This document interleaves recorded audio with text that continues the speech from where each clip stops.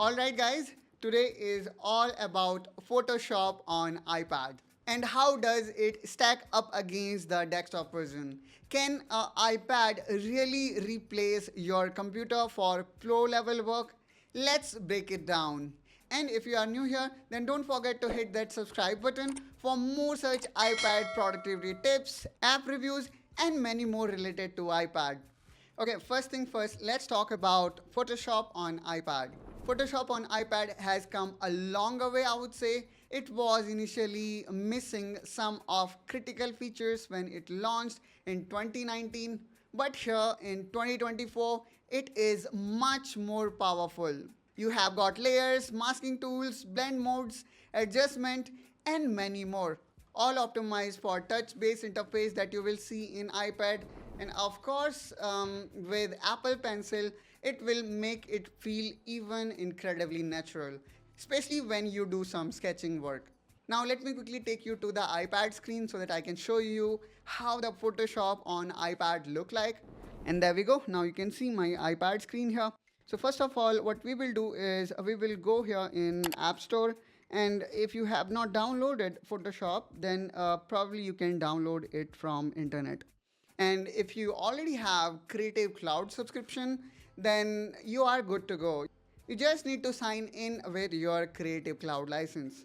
Since I already have installed it, so I am getting this option which says open. So let me click here on open, and there we go. So here we can see. So this is how the interface of Photoshop for iPad look like, which is, I would say, quite similar to the desktop interface. Now here you will see this get started on iPad tutorial. Then you will also see the new and upcoming feature. And the good thing here is that you will also see these generative AI based capability, which is powered by Adobe Firefly, also coming to iPad, which I would say is a really nice thing to have. So apart from that, let me actually go here on my main screen, and below here, since I am already signed in, I can also see some of my recently done work that I have created in my laptop. I can also access those files here at this iPad version. So this is beauty of Creative Cloud, which all of us are already aware of. So now to quickly get started, let me click here below on create new, and then we can choose any size. Let's go here on social.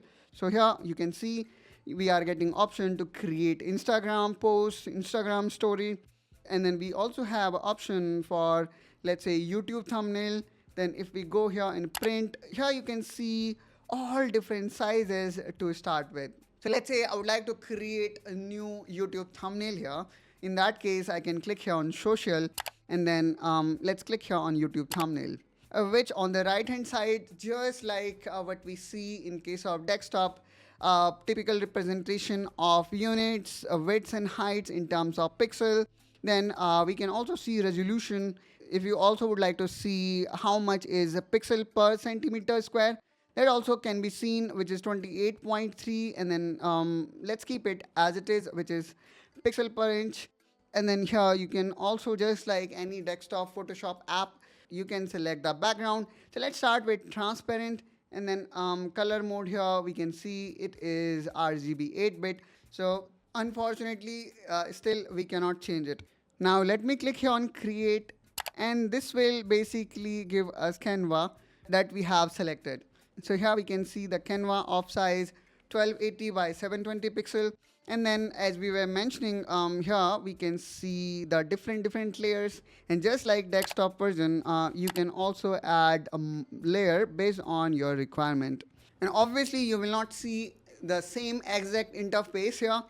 Generally you will find the desktop version have got much more features compared to Photoshop for iPad.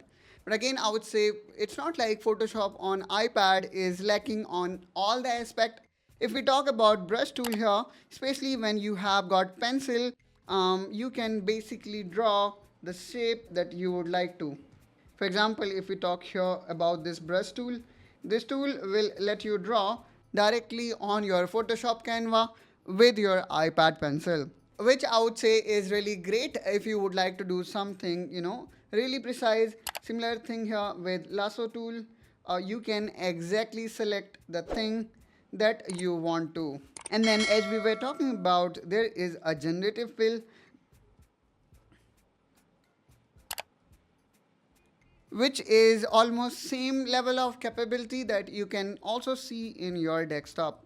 Now here where the comparisons start to get interesting. On desktop, Photoshop has decades of tools, features under its belt. Features like pen tool, advanced blending options, custom brushes, and even plugin support are still missing from iPad version. For power users, this can be a deal breaker. While you can get by the core tools on iPad, advanced design work still feel more at home on desktop. And the capability of desktop does not end there. When it comes to handling a massive Photoshop file or a project with 100 of layers, desktop still has an edge. Although the iPad hardware is great, but there is no replacing the raw power of desktop setup for super complex projects. So now let's quickly talk about some of pros and cons of Photoshop on iPad. And let's start with pros first. So the first and biggest pro of using Photoshop on iPad is portability. Take your entire Photoshop workspace anywhere. So this kind of freedom you're gonna get with Photoshop on iPad. Another one is touch optimize. The iPad touch interface paired with Apple Pencil is perfect for sketching and retouching. AI tool features like generative expand and the remove tool making editing faster and easier. Then comes the creative cloud that's gonna give you a seamless experience when you switch between iPad and desktop with cloud.